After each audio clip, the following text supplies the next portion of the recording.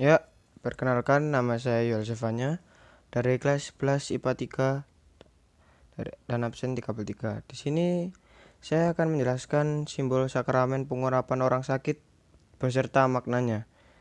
Yang pertama yaitu minyak urapan. Minyak urapan ini simbol pada sakramen pengurapan orang sakit yang paling penting.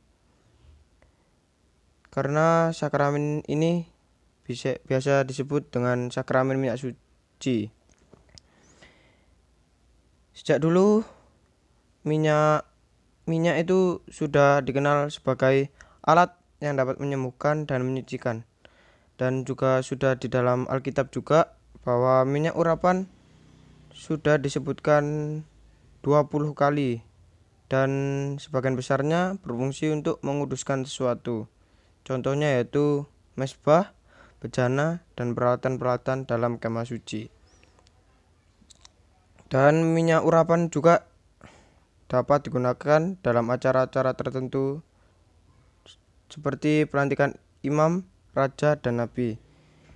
Itu yang saya ambil dari makna minyak urapan. Terus yang kedua yaitu tanda salib.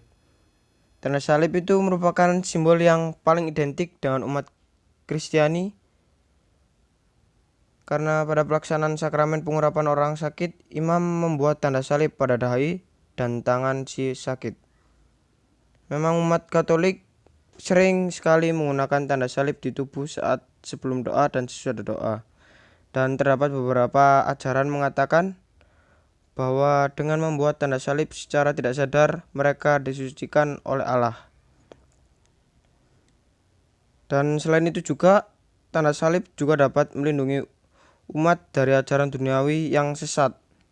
Tapi umumnya penggunaan tanda salib itu memiliki makna, yaitu mengingatkan kita akan kematian dan kebangkitan Yesus Kristus.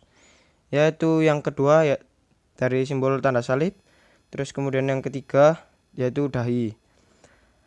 Dahi itu melakukan pengurapan.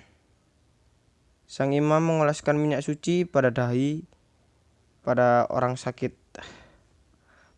Mengapa kok dahi? Jadi alasannya yaitu sakramen ini dikarenakan dahi merupakan salah satu bagian tubuh manusia yang paling mudah dilihat.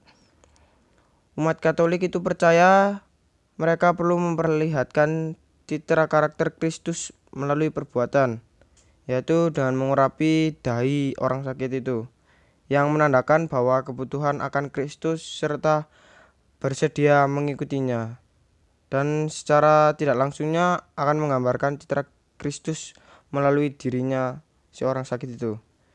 Terus yang terakhir yaitu menumpangkan tangan.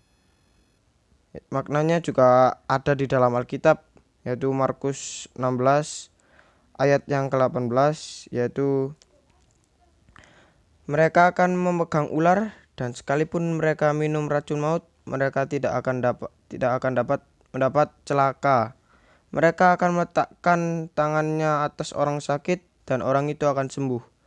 Ayat ini merupakan salah satu dasar mengapa imam menumpangkan tangan saat mengurapi si sakit, yaitu simbol beserta maknanya sikat dan jelas. Terima kasih.